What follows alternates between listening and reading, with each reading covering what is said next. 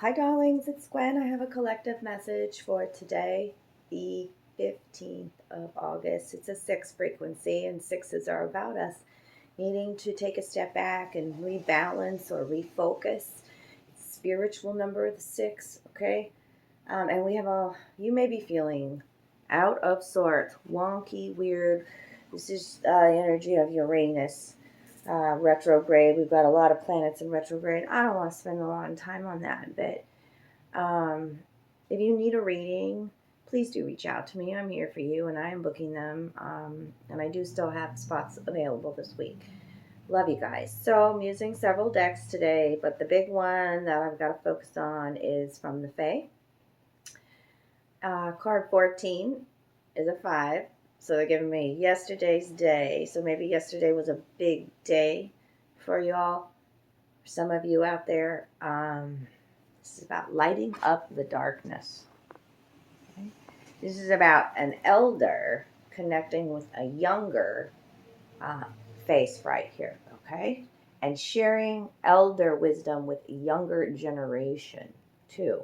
I also have from the Muse Tarot, the moon. This beautiful pink moon, full moon. It looks like a super moon. The moon matches my shirt today. What does my shirt say? Love. We need. There is a lot that is in the darkness, but this moon is telling me that things are going to be illuminated as well. Things are going to become very, very clear. We have another super moon at the end of this month. There's much going on. There's much illusion. Okay, there's much fear at play in the collective right now. And from your galactic team of light, I got 2 cards today, so they really want you to focus on home. When they give you 4 cards here, balancing at home is what I feel. The home temple as well. Simplicity is the first card.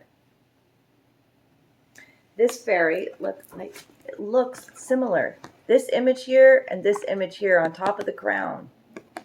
Okay? There's a new perspective when that light is on the crown here. Okay?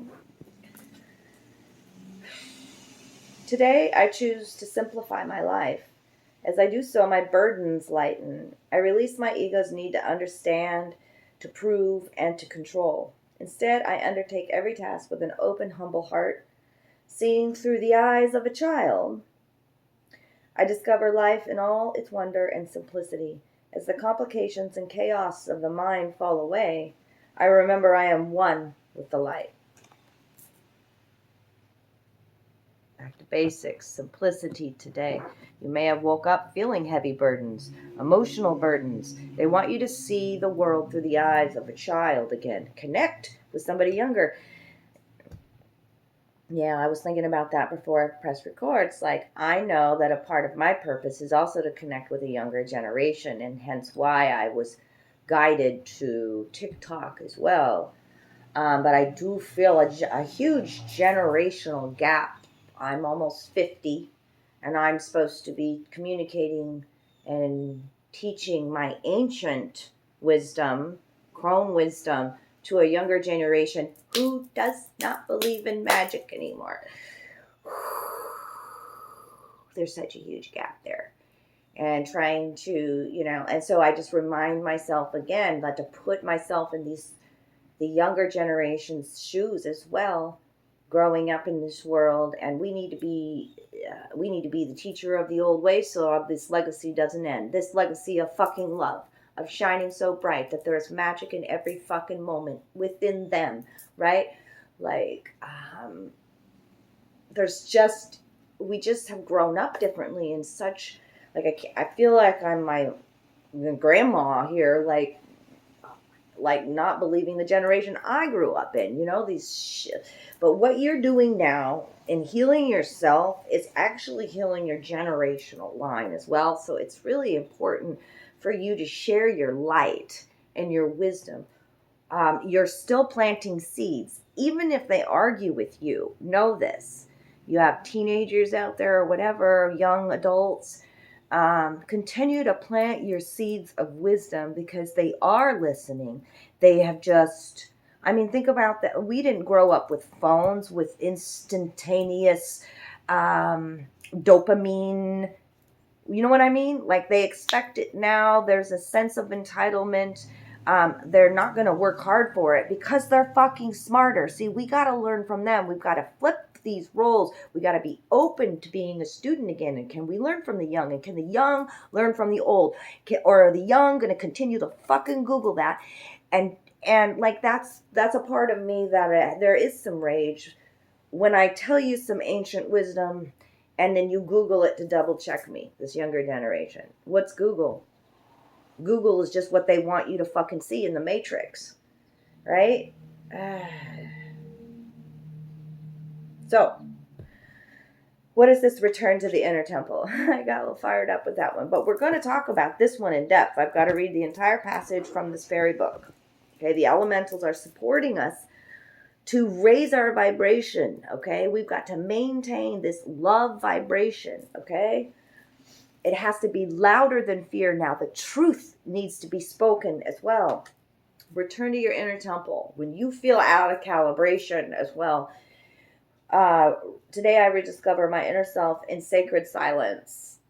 This is the inner temple in which I am able to calmly study the lessons life has provided me.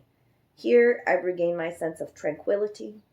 I retrieve my trust in the universe. Bathed in the light of my inner temple, I now remember the value of each and every step of my life. Bathed in the light here, okay? As the complications and chaoses of the mind fall away, I remember I am one with the light. I love it. And now we're going to talk about lighting up this darkness. The light can't exist without the darkness, correct? Yeah. So, let's talk about this here. There's a tiny, bright, childlike fairy straddling this grizzled head of a fairy elder. What can this mean? In fairy lore, the head is particularly significant. It is the head that inspiration, fire, and power are said to reside. The fairy told the ancient Celts of this secret, and the Celts then venerated and collected the heads of the heroes slain, which often were said to live long after the body had passed away. And this small, bright fairy is hearing of all the wisdom this old being has. He is sharing, telling, and communicating, and while she may seem playful, she is attending to his every word, and she will remember for generations to come. That's what I said about planting these seeds. They may not act like they're fucking listening. Don't worry about that.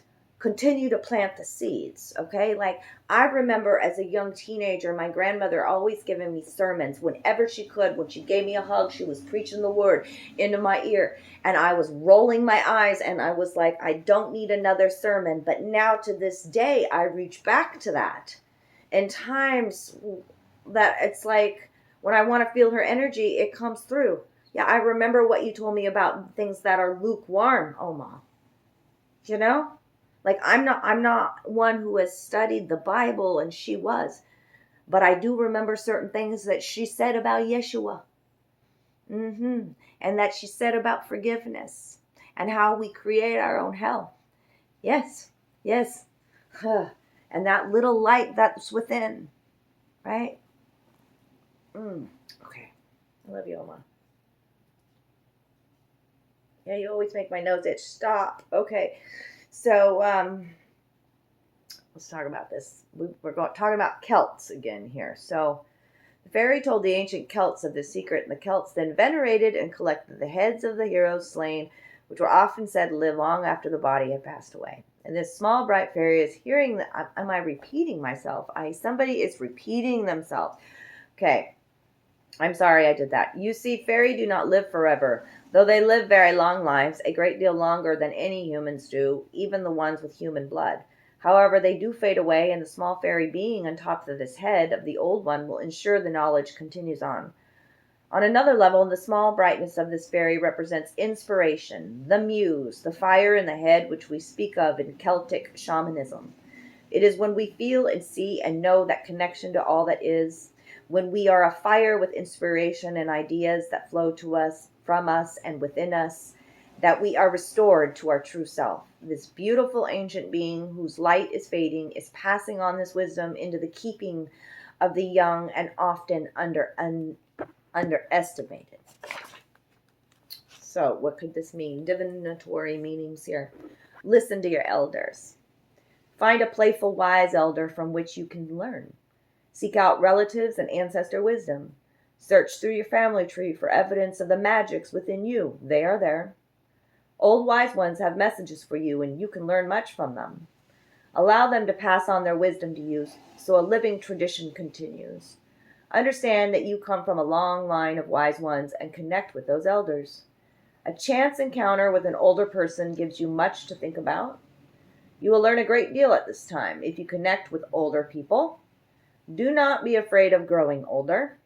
You will never die. Your light will be passed on, and your soul spark will return to source, to starfire, to be renewed again, only as you agree to. That's where I'm leaving it today. That's where I'm leaving it today. I love you guys so much. If you need a reading, please do reach out to me. Okay? Share your love, share your wisdom, share your light, share your truth. Connect with your elders. Elders, I encourage you to connect with the younger ones. I know sometimes we're afraid. We don't, but they are listening. There's fear from both sides. Let's come together here. Let's bridge this generational gap that some of us may feel as well. Let's take it back to the basics. What are the fucking basics? Love, prayer, simplicity, right? Like forgiveness, passion, playfulness, seeing through the eyes of a child again. All right. I love you. Return to your inner temple today. If you're feeling out of calibration, I keep saying, okay? I love you.